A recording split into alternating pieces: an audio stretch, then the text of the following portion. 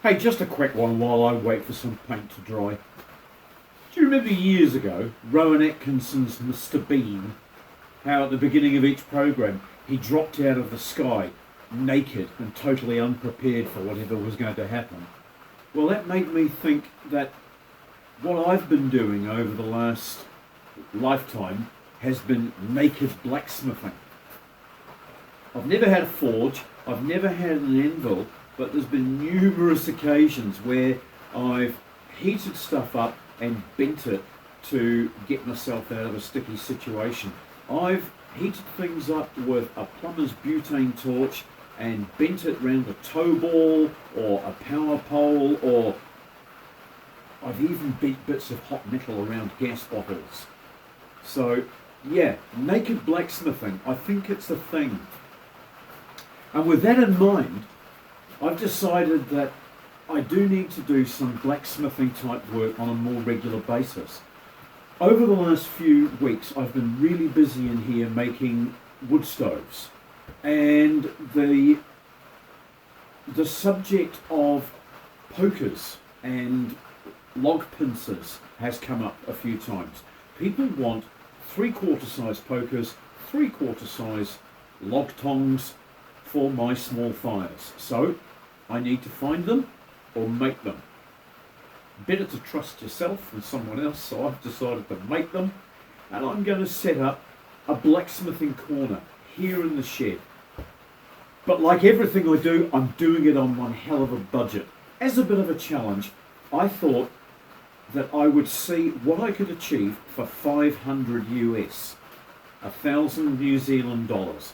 Now, I've got to admit that the first video coming up tomorrow, I did blow half my budget on an anvil.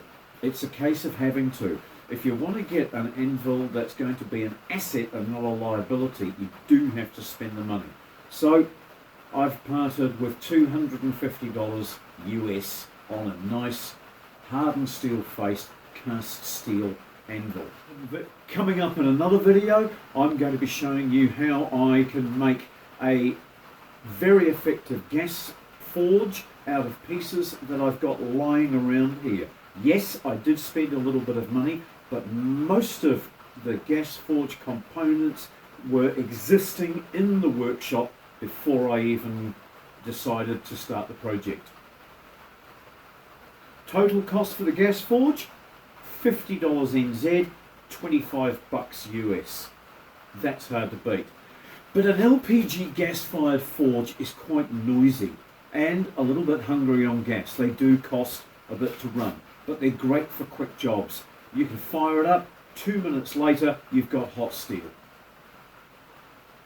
But for those who want to take the more traditional route, or those who just want a little bit of peace and quiet in the workshop, I'm also going to be making a coal forge. And the coal forge is going to be made out of a lovely medium-sized cast iron truck brake drum. It's deep, it's got plenty of volume, and all I need to do is put a plate on the bottom, put in a tree air, which is the air delivery system underneath, and we'll have a nice coal forge in under half a day. I will make that in the morning, I guarantee.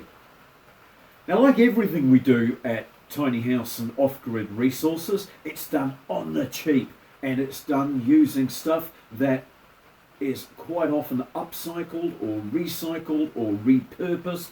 So if that's the kind of thing that you like to do, have a look at my other videos on the playlist. There's all sorts of interesting stuff going on here at Tiny House and Off-Grid Resources. And of course, once you've got a forge and you've bought your anvil, the next thing you're going to need is some decent blacksmith's tools.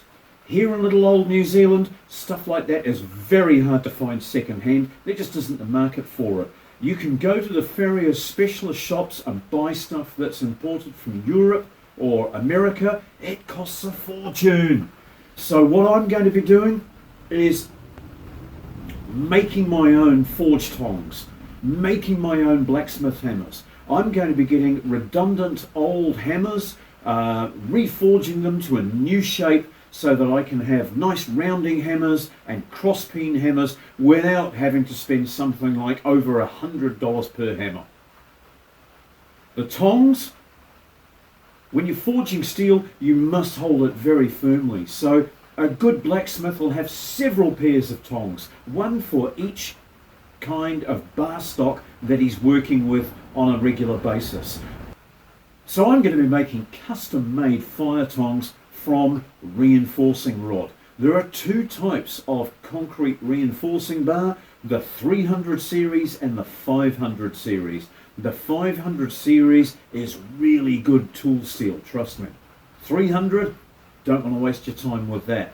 But get some nice high tensile Rio bar and you can make yourself pritchels, hooks, tapered drifts, cold chisels, hot chisels.